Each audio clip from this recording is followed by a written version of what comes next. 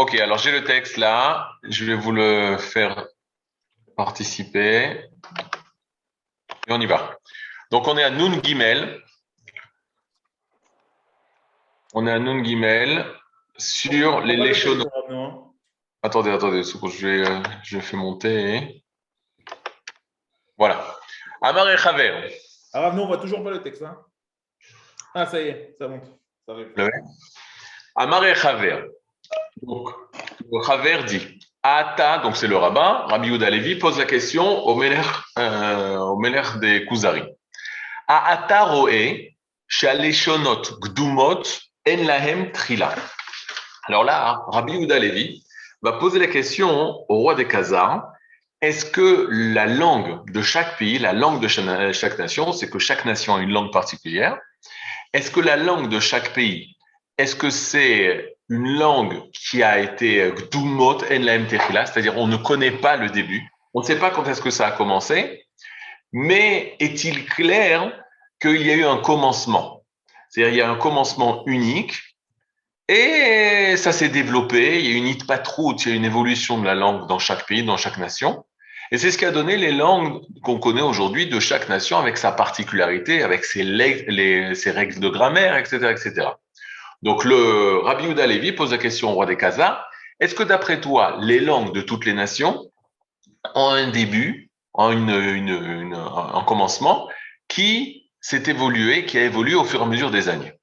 Et là, le roi des Khazars répond. Amar Akuzari, Aval em chadashot muskam alehem. Il dit non. Il dit elles sont nouvelles, sous-entendu muskam. Muskam, ça veut dire on est d'accord, c'est-à-dire des hommes se sont assis et sont tombés d'accord de quelle manière il faudra parler. Et chaque nation s'est réunie, les gens de la nation, et ont commencé à décider, à créer la grammaire, à créer les mots de vocabulaire, à créer la richesse du vocabulaire de la nation, du langage qu'ils vont parler. Et donc, c'est une chose qui a été décidée au niveau enoshi, au niveau humain. C'est-à-dire, Moré al-Zechiburam, Moré al-Zechiburam minashemot, Vapealim, Vamilot. On voit que dans chaque langue, il y a des verbes, il y a des mots, il y a des mots de liaison, etc. Tout ça, ça a été décidé par les hommes de la même nation. V, il continue en disant, Vehem minaotiot alekuchod mimotsei adibur. Et tous ces mots étaient formés à partir de la matière qui étaient les lettres de la nation qui se trouvaient dans la nation, les mots de base, et ils ont été développés par les hommes. C'est-à-dire, donc d'après la réflexion du roi des Khazars, alors c'est une chose qui a été décidée. Les hommes ont décidé, se sont réunis dans le bel hôtel, ils ont commencé à décider de quelle manière le français va être français, l'anglais, l'allemand, l'allemand. Et là, le Chaver Rabbi Yehuda Levi lui dit, Araïta bodé lachon milibo, oshamata alav. Il lui demande, ce que tu es en train de me dire, c'est ta logique à toi, ou peut-être tu as entendu que, en effet, des gens, et tu connais qui sont ces personnes et à quelle époque, ont inventé. Bodé, ça veut dire inventer, Ken. Bodé Lachon Milibo a inventé le langage Milibo de son cœur. Oshamata alav, où est-ce que tu as entendu une telle chose? Et là, en fait, dans un premier jet, c'est un discours. Rabbi Yehuda Levi, il fait exprès de poser une question pour qu'est-ce que dit la logique humaine? Les langues, forcément, on imagine comme aujourd'hui, on voit la langue française, on voit les gens de l'académie qui vont définir quelle langue on fait entrer dans le vocabulaire, qu'est-ce qui est correct, qu'est-ce qui est pas correct. Donc on voit, c'est des hommes qui s'occupent de la langue. Et donc, le roi des Khazars, il dit, d'après la logique, les langues, c'est la même chose. C'est-à-dire, comme on voit aujourd'hui le peuple s'occuper de la langue, il va avoir de l'académie, il va avoir l'université, les sages de la langue, les professionnels de la langue, ceux qui savent parler, ceux qui savent les règles, etc., ont fixé les choses. Et ça a existé depuis le début de la nation. Au tout début de la nation, ça a été décidé. Et il lui demande, donc Rabbi Yehuda Levi, il fait, mais attends, ça c'est ton séchel qui dit ça, c'est ton intellect? Ou tu sais, c'est une histoire. De la même façon qu'il y a eu des guerres, de la même façon qu'il y a eu des événements historiques qui ont fait la nation, il y a eu un événement historique qui a décidé, et à partir d'une date précise, a commencé la langue du pays, de la France, où le français a été décidé. Alors là, il lui dit, Nunvav, Amar Akuzari, là le roi des Khazars lui répond et lui dit Loraiti velo shamati. Je te dis la vérité, en fait, je n'ai jamais vu ça et je n'ai jamais entendu un tel événement historique où on peut montrer du doigt une date particulière où les gens de tel pays se sont assis pour décider quelle langue ils vont parler de quelle manière. C'est-à-dire Loraiti velo shamati. Non, en vérité, c'est vrai. J'ai jamais entendu. Mais je pense que c'est ça. Mais il revient vers lui, c'est-à-dire il regrette ce qu'il a dit. Ve'en safek shigiu elea bedor me'adorot. Il lui dit, le roi des Khazars, en effet, les langues, elles ont dû être transmises de génération en génération.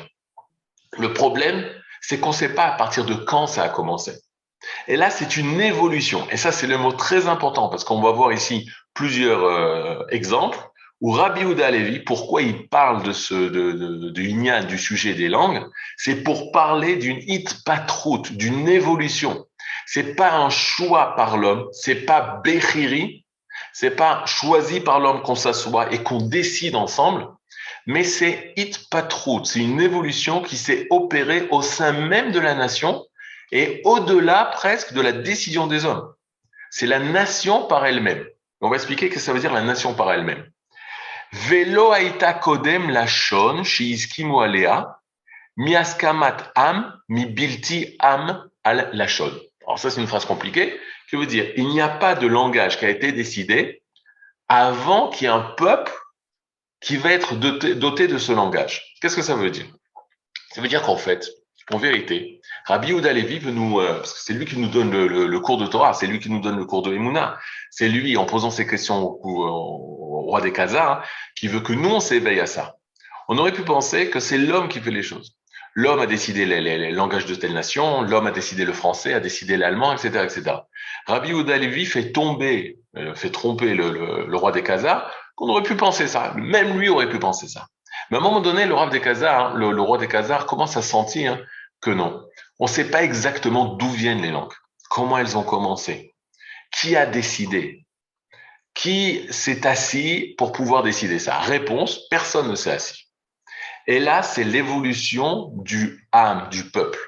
Et là, Rabbi Yehuda Halevi veut attacher le roi des Khazars à cette nouvelle notion, qu'il y a des choses qui sont au-delà de l'humain, qui sont au-delà de l'humain, qui sont la gvoul, qui sont la frontière avec le divin.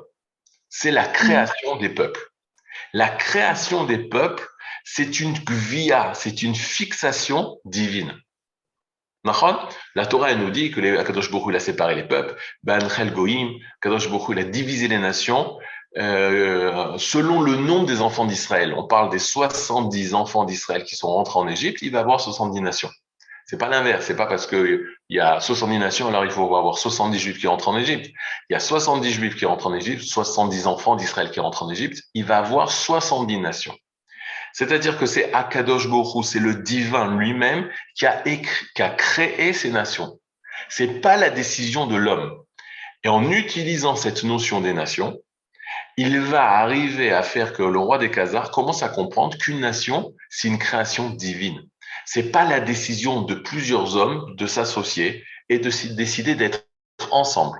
Il y a une hitpatrout divine, une évolution divine qui va s'exprimer à travers la langue. Et chaque nation va avoir une particularité dans la langue qu'elle va développer. La langue va être l'expression extérieure de la philosophie, de la pensée, de l'être, de l'âme de la nation. Dis-moi quelle langue tu parles, je te dirai qui tu es. C'est-à-dire qu'à partir du moment où une nation, il y a un être qui s'appelle nation, qui dépasse les hommes ne feront dans leur quotidien, ils vont développer l'esprit de la nation dans laquelle ils se trouvent. Et c'est comme ça que les langues vont se développer. Et vous pouvez voir, il y a qui décide de la langue. En fait, c'est le peuple qui décide de la langue.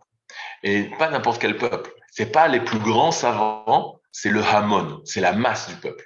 S'il va avoir des mots que même l'Académie va décider de rentrer dans la langue française, si ça ne passe pas par le peuple, si le peuple n'est pas d'accord d'utiliser ce mot, Ce mot passera, n'appartiendra pas au langage de la nation. Il sera même annulé. Il y a des mots qui ont été annulés à cause de la difficulté au niveau grammatical. Il y a des mots qui ont été annulés, qui ont disparu. Pourquoi? Parce que leur difficulté à prononcer. Il y a des mots qui ont été intégrés par la facilité à prononcer. Il y a des règles de grammaire qui ont été changées, justement, même en hébreu, même en ivrite, même en Lachon HaKodesh, par la facilité à prononcer. Tout va en fonction de l'évolution de la nation à travers les hommes. C'est les hommes qui vont exprimer cette nation à travers le langage qui va être développé. Au niveau de la science, bon, là on voit Rabbi Yehuda Halevi, mais au niveau de la science, en effet, les scientifiques, lorsqu'on pose la question d'où viennent les mots, vont dire qu'il y a plusieurs sortes de mots. En ivrite, d'abord, il y a des mots qui viennent de l'anomatopée comme en français. Bakbouk, par exemple, ça veut dire une bouteille. Bakbouk. Alors tout le monde est d'accord de dire d'où vient ce mot bakbouk. C'est le bruit que fait l'eau bidou quand il sort d'une bouteille. Donc bakbouk, bakbouk, bakbouk. Ok. Donc ça c'est des mots comme ça. Il y a très peu de mots comme ça, mais il y en a. Il y a des mots. Il y en a plein. C'est pas la majorité. C'est pas tous nos mots. Galgal. C'est Il y en a plein. Il y en a beaucoup et ça peut nous interpeller. Donc, il dit c'est la première catégorie. La deuxième catégorie de mots, ça va être des fois l'expression qu'on a par rapport à la chose. L'exemple que les scientifiques en Israël, je parle. Ils donnent le mot Goal. Goal, ça veut dire le dégoût. Gimel, Vav, Ain, Lamed. Goal, Goel Nefesh, le dégoût de l'âme, c'est-à-dire quelque chose qui nous dégoûte. En fait, c'est l'expression normal qu'on a, Goal, c'est-à-dire c'est l'expression qu'on a. Mais ça, c'est la minorité des mots. Même s'il y en a beaucoup, c'est pas la grande majorité des mots. La grande majorité, tous les scientifiques sont d'accord que ils savent pas mamache pointer du doigt d'où ça vient et comment ça vient, mais c'est l'esprit de la nation qui se réalise à travers les lettres. C'est-à-dire les mots viennent de l'esprit de la nation. Maintenant, il va avoir le Rav Shimshon Raphaël Hirsch, il y a plus de 100 ans, 130 ans, 140 ans, en Allemagne. Il va commencer à dire que les mots de la Torah, puisque nous, on parle de Lachon HaKodesh, on parle le langage du Kodesh, nous, le Ham Israël, cette Oumma-là, cette nation, c'est justement celle qui va exprimer un langage, un certain langage, et ce langage, c'est le langage du Kodesh. C'est le langage de l'esprit de la nation, du but de la nation, de la nature de la nation, qu'est la sainteté, qu'est le Kodesh. Nous avons le langage, la langue la plus proche, pas la plus proche, celle qui peut exprimer de la meilleure façon la sainteté, le Kodesh. Et il va donner un devoir à chaque juif, lorsqu'il parle l'ivrite, d'abord l'obligation de parler l'ivrite, c'est-à-dire, je ne me rappelle plus de la phrase de Rav Shimshon Raphaël Hirsch, mais c'était un grand éducateur. Il disait tout père a le devoir d'enseigner à son fils l'ivrite, c'est la base de la base. Et grâce à ça, il va pouvoir rencontrer Chochmat HaKodesh. Il va pouvoir rencontrer la sagesse du Kodesh. D'abord, premier point, on l'avait déjà dit, mais on répète, on ne peut pas avoir de prophétie si on n'a pas justement les lettres du Kodesh. Une personne qui ne parle pas l'hébreu ne peut pas recevoir la prophétie. L'araméen, Daniel a reçu la prophétie, mais il connaissait aussi l'hébreu. Il y a eu des prophéties, très très peu de prophéties en araméen, mais les prophéties divines ne se font qu'en hébreu. Imaginez-vous une personne, si Moshe Rabbeinu ne connaissait pas l'hébreu, il n'aurait pas pu recevoir la prophétie. Ça paraît fou parce qu'on dit, mais Hachem est capable de tout. Hachem est capable de tout, mais il a décidé qu'il y ait des lois, qu'il y ait des règles. Les règles, pour recevoir la parole du Kodesh, la parole de sainteté, il faut un keli, il faut un ustensile. L'ustensile qu'il faut pour recevoir la sagesse de Kodesh, c'est les otiot à Kodesh, c'est les lettres de sainteté. Les lettres, comme lorsque je vous parle avec des lettres. Ces lettres, elles peuvent être le cli, le réceptacle qui contient ma pensée. Grâce aux lettres, ça fait passer ma pensée. Ces lettres, je vais les former en des mots en des phrases en des textes qui vont être le passeur de ma pensée. Lorsque vous allez entendre ces mots, ces phrases, ces lettres, alors vous allez pouvoir être un avec moi dans ma pensée. Si le divin, étant donné qu'il voulait prendre contact avec l'humain, la pensée divine, pour qu'elle fasse une avec moi, ou l'inverse, pour que moi je fasse une avec la pensée divine, que je sois moi et le divin en adhésion, au niveau de nos pensées, penser la même chose, être un avec le divin au niveau de notre sagesse, Alors forcément, il faut le langage de la sagesse, le langage du Kodesh. Le langage du Kodesh, ça s'appelle l'ivrit, le Lachon HaKodesh. Mori Rabbi, Rav Yoshua Zuckerman, il nous disait interdiction de parler à ses enfants en ivrit. Interdiction de parler à ses enfants en ivrit, en français. Interdiction de parler à ses enfants en français. Obligation de parler avec ses enfants qu'en ivrit. Ah, Okay. de la même façon qu'on ne met pas les téphilines toute la journée, est-ce que le fait de parler l'ivrite comme ça tout le temps, c'est pas la rendre un peu zol? Non.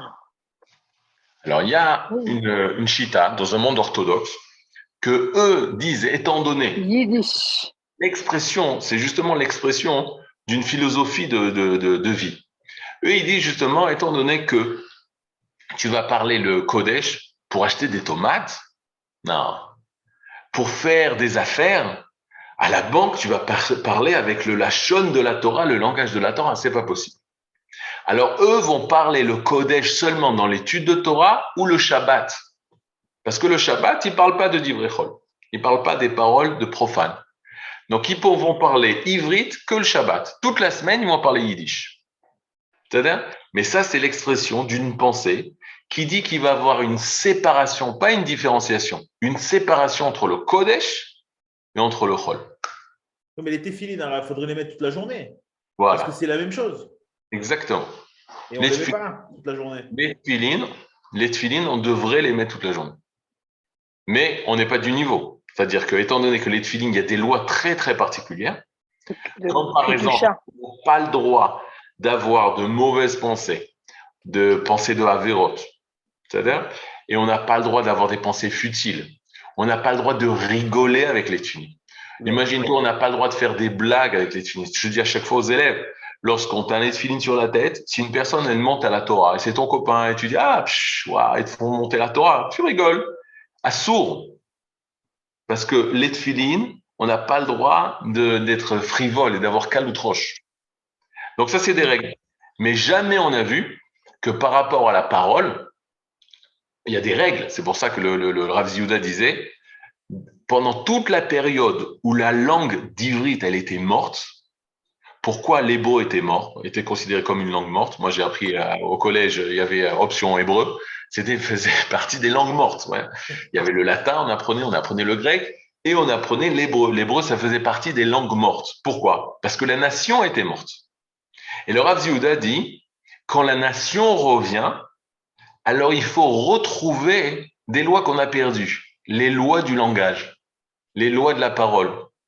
Et Akadosh Baruch Hu, il a emmené une neshama, une âme de tzaddik très grande, qui s'appelle le Chafetz Chaim, qui nous a redonné les lois du langage, parce que la nation renaît, et la parole de la nation renaît. On n'est plus une langue morte, on devient une nation vivante. Et donc, alors justement, comme je finis par rapport à David, c'est okay. Que de la même façon qu'il y a des lois des tefilin, il y a des lois du langage. Et c'est pour ça, d'ailleurs, Hagav, que Masechet Psachim, le traité de Pessah, c'est Pessah, la bouche qui parle. Elle commence par quoi? Par justement les lois du langage. On n'a pas le droit de dire des choses mauvaises. Et elle commence la première Mishnah en disant, à la lumière du 14e jour de Nissan, on doit faire la vérification du Hametz.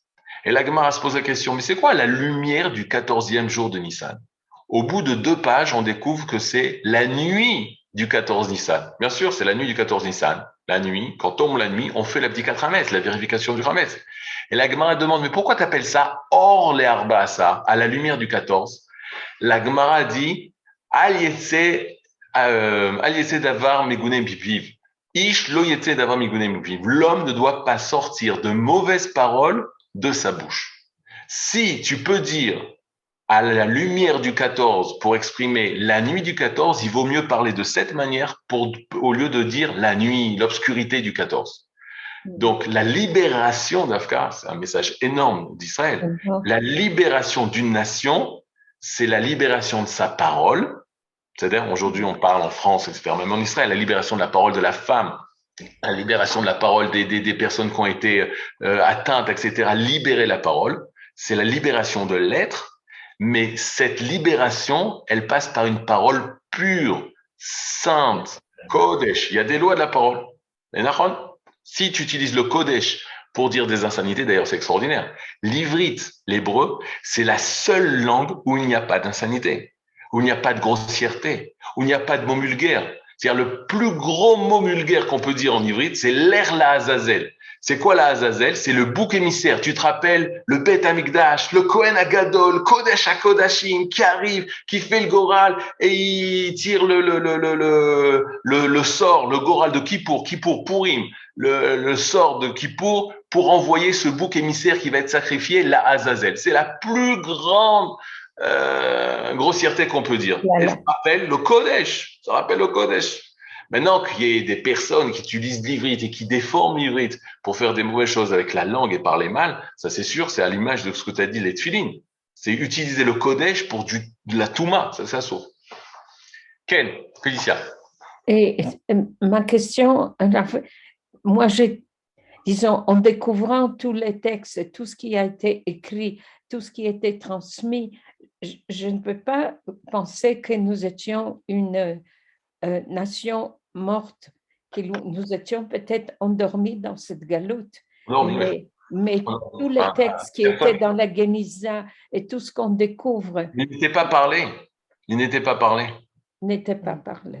Il n'était pas parlé. Il y avait un manque de vie. On se rappelait des textes anciens et il n'y avait pas une vie comme il y avait, c'est bizarre ce que je vais vous dire, mais nos enfants, nous, on a grandi avec la Torah comme quelque chose il y avait notre culture française, notre langue française, etc.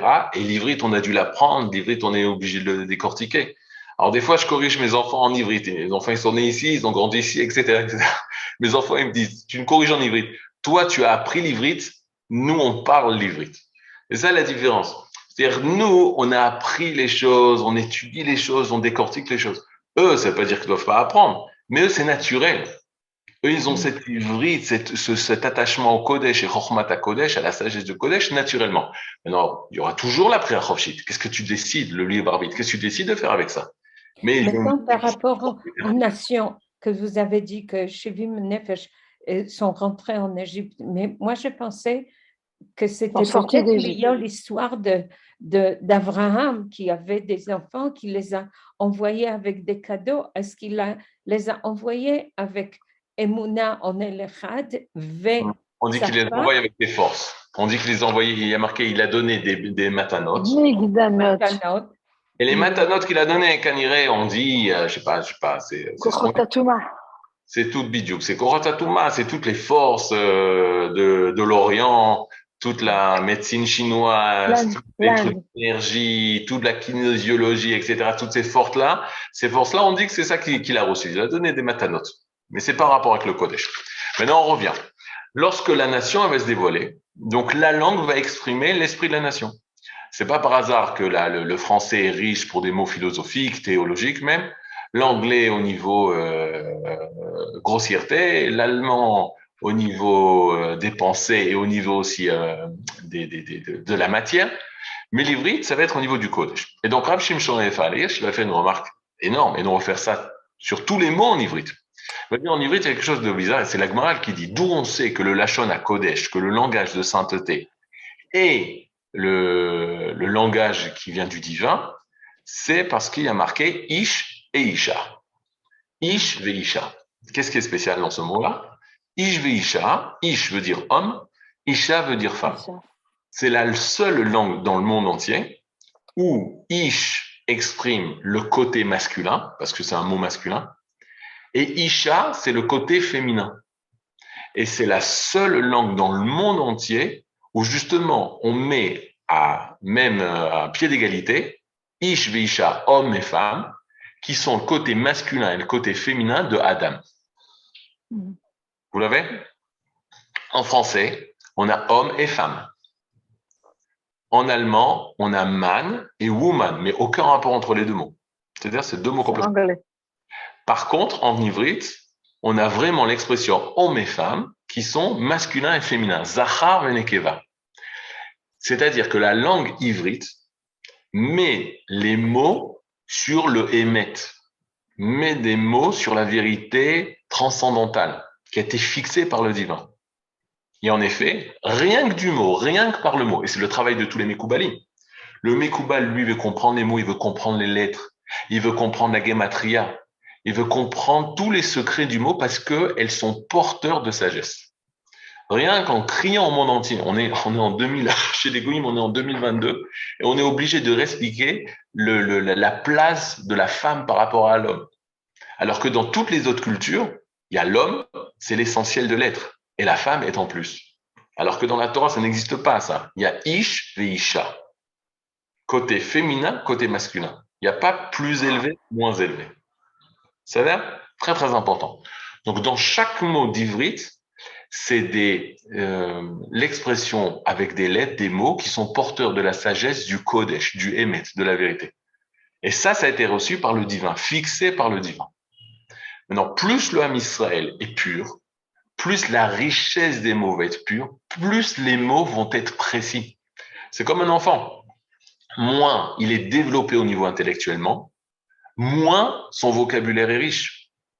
Et inversement, plus une personne va avoir un vocabulaire riche et profond, plus il exprime son niveau d'âme et son niveau de connaissance. C'est pas par hasard qu'à des jeunes ou en psychométrique, par exemple, il y a une partie sur la richesse du vocabulaire. Quel rapport? La richesse de vocabulaire est en rapport avec ton élévation spirituelle, tes connaissances, etc. Pas morale, mais au niveau technique. Nous, on demande que l'expression de nos paroles exprime la richesse de notre âme, mais aussi le niveau moral. C'est-à-dire, c'est pour ça quand on parle le Kodesh, on doit être du niveau du Kodesh. Et donc, c'est pour ça qu'il n'y a pas d'assanité, c'est pour ça qu'il y a des mots très précis, c'est pour ça que chaque mot est important. C'est pour ça que les sages de Anshe Knesset Ekdola, ils étaient au nombre de 120, 85 étaient prophètes, et c'est eux qui nous ont écrit les mots à dire dans la Tefila. Parce que chaque mot est précis, est précisé par la prophétie, pour nous élever à savoir quoi dire. À tel point qu'on nous demande dans la Tefila, au niveau de la halakha, que si tu fais une demande personnelle, essaye au maximum de parler comme les prophètes. D'avoir les mêmes expressions que les prophètes. Et pas dire, Dieu, moi je veux une voiture, c'est ça que je veux moi. Non. Il faut parler au niveau de la prophétie. C'est là? Arabe, Okay. quand en parlant l'hébreu, quand on lit la tefila et qu'on essaie de la comprendre, c'est quand même un langage qu'on utilise peu aujourd'hui, c'est plus le même ivrit. Il y a marqué Lachon Torah Lechud, Lachon Chachamim Lechud. On doit faire une différence entre le langage utilisé par la Torah, on doit faire une différence par rapport au langage utilisé par nos sages. Alors, il y a plusieurs niveaux de langage. Le langage de nos sages et le langage de la Torah, le langage des prophètes. Et même parmi les prophètes, il y a différents langages. Regarde dans Yirmia, il y a plein de différences entre cri active, ce qui est marqué et ce qui est dit. C'est-à-dire, parce qu'il y avait aussi une différence de langage, comment c'était dévoilé par les prophètes, par Yirmia par exemple. Mais Moshe Rabbeinu, tout ce qu'il a dit, c'était Baspaklaria Merira. C'est-à-dire, c'était une vue parfaite et pure, c'était tout à fait limpide. Ce qui a été dit, c'est le précis de tous les précis à tel point qu'on peut fixer la halakha en fonction de ce que Moshe a dit par prophétie. Parce qu'il y a plusieurs niveaux, c'est sûr. Bon. Maintenant, on prend le texte. Donc, deux choses. Je vous répète parce que des fois, c'est pas clair. Le Inyan de la Shon égale, c'est une évolution. Le début, c'est pas l'homme qui a fixé, c'est le divin. Comme les minéraux, les végétaux, c'est le divin qui est la source de tout et qui a eu un développement. Les nations, c'est la même chose. Tout peuple a été créé avec une particularité et cette particularité va s'exprimer à travers le langage de génération en génération. Depuis quand ça a commencé? Depuis la nuit des temps. Quand on dit la nuit des temps, à Kavanah, sa source est divine et surtout pas humaine, décidée par les hommes.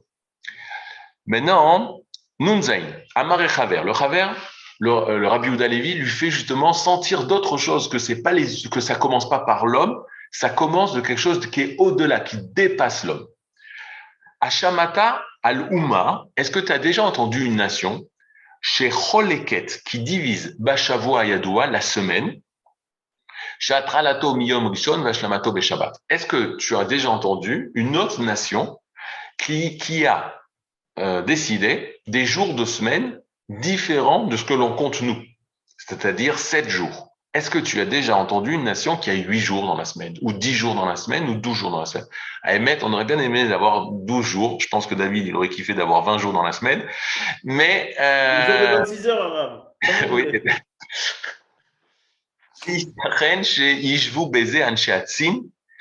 Est-ce qu'il peut avoir, est-ce que c'est possible maintenant? Réfléchis intellectuellement. Et même, je vous appelle à vous à réfléchir.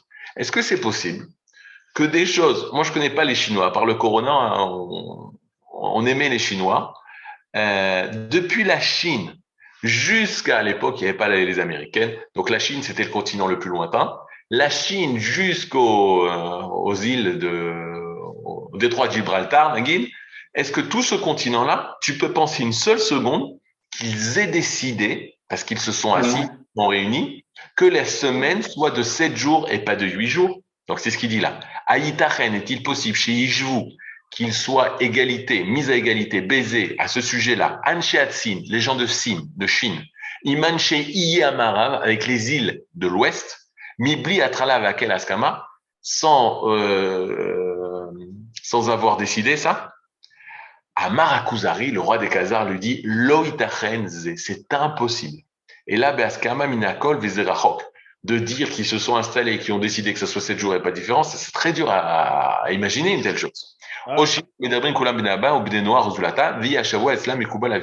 Et c'est clair que c'est une chose qu'ils ont reçue de leur père. C'est clair que c'est une chose qui a été innée. C'est qu'on a reçu et personne n'imagine une seule seconde que ce soit des hommes qui ont décidé ça.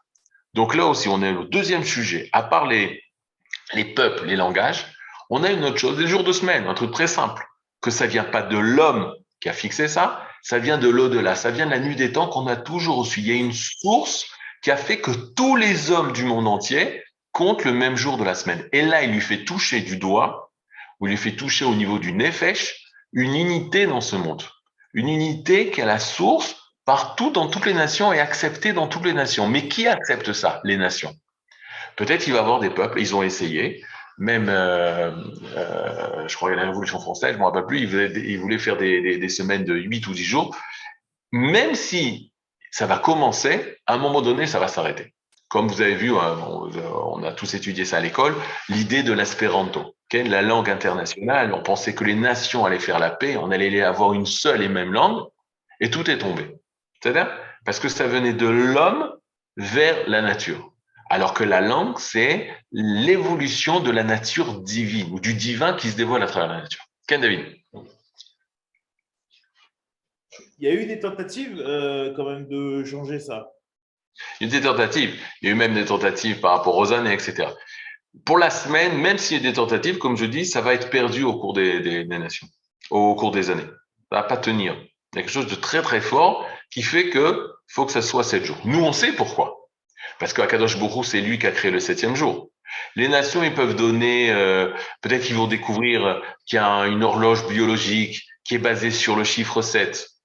Et, ils découvrent les choses extérieures, c'est-à-dire des choses qui ont été fixées bien avant l'horloge biologique. C'est-à-dire qu'Akadosh Baruch Hu a fixé le chiffre 7.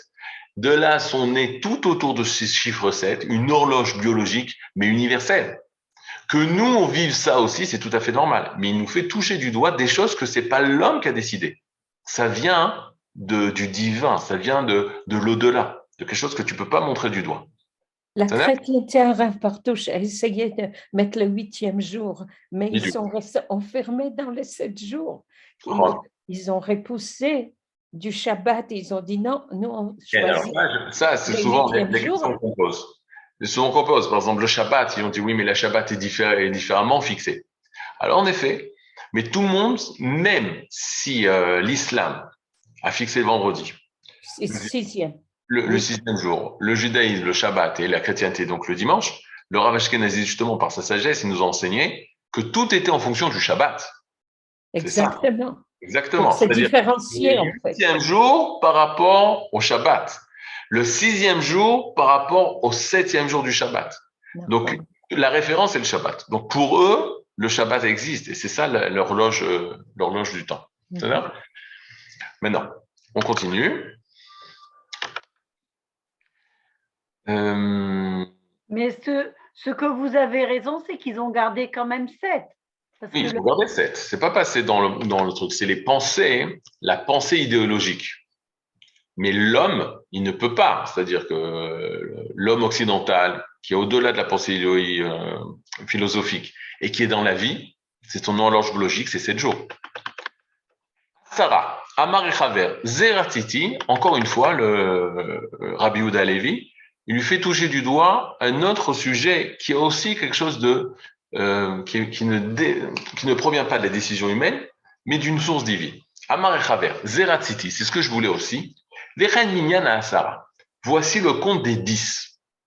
Iskim koladam alav bamizrach ou bamarav. Que ça soit des hommes de l'Est ou des hommes de l'Ouest, ils ont tous décidé de compter en base de 10, en base décimale. Et c'était Vayavi la mode Basara. Et là, Shiomekubal Matrilbo. Et là, c'est clair que là aussi, il y a quelque chose qui dépasse l'humain.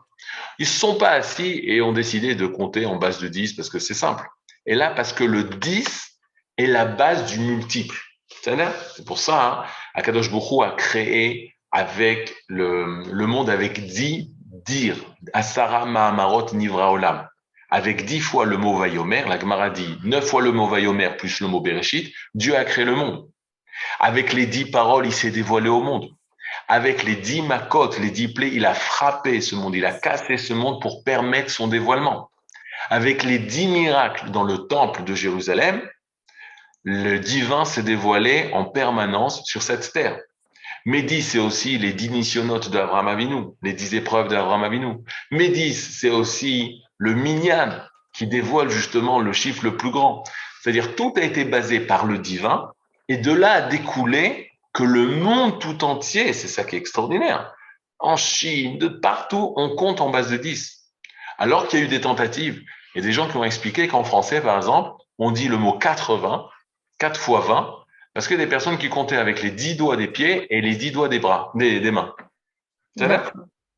Et enfin, mais ça aussi, c'est passé. C'est-à-dire, on compte plus en 20, mais on compte en 10. Les Anglais, ils ont essayé par douzaine. Par douzaine, parce que par 12, c'était beaucoup plus simple. Ça se divise par 3, ça se divise par 4, ça se divise par 2, c'est un chiffre… C'est divisible. C'est divisible. Et même, moi, dire 12, c'était excellent, parce que c'était les astres, c'était en fonction des signes du zodiaque, des mois de l'année. Donc 12 aurait été pas. Les tribus. Alors, 12 tribus, c'est pour ça. Maintenant, le 10, c'est parce que le 10 est un chiffre qui a été fixé par le divin, pour toutes ces raisons, que Hachem nous a créé avec 10 doigts. Hachem nous a créé avec 10 orteils de pied. Hachem, c'est-à-dire, ça commence du divin et c'est mid Gachem et ça se concrétise dans la nature. Maintenant, de dire que c'est la nature qui a décidé ou l'homme qui a fixé, c'est forcément une erreur. Donc, haute part, regardez le signe que je vais faire, c'est tout le temps du haut vers le bas. C'est tout le temps de la source créatrice divine jusqu'en nous. Nous, on est seulement ceux qui habillent, ceux qui déguisent, ceux qui cachent aussi le créateur. Mais on est la conclusion le départ, il est beaucoup plus loin que nous. C'est pas de nous vers lui, comme l'idolâtrie. Nous, on cherche Dieu. Et là, c'est au contraire le divin qui nous cherche. Et là, Rabbi Yehuda Levi, avec ces 3 exemples, les langages. D'abord, ça commençait par le nombre d'années de la création, le langage, les jours de la semaine et le chiffre 10. On arrive à comprendre qu'il y a une source unique qui vient vers nous et que nous, on est en relation avec elle et on découvre elle. Et pas l'inverse. Pas que nous faisons le divin. Et là, c'est le divin qui nous fait. Est-ce que vous avez des questions? Sinon, la prochaine fois, Bezrat Hashem, on continuera sur les contes des hindous, pas des hindous, des Indiens, des vrais Indiens d'Inde, qu'un conte tout à fait différent. Et le roi des Khazars va se révolter contre Rabbi Yehuda Levi en lui disant « Mais en Inde, c'est pas du tout le même conte que vous avez. Comment tu te débrouilles avec la culture en Inde ?» Donc, on verra ça la semaine prochaine, Bezrat Hashem. Merci. Shalom, shalom.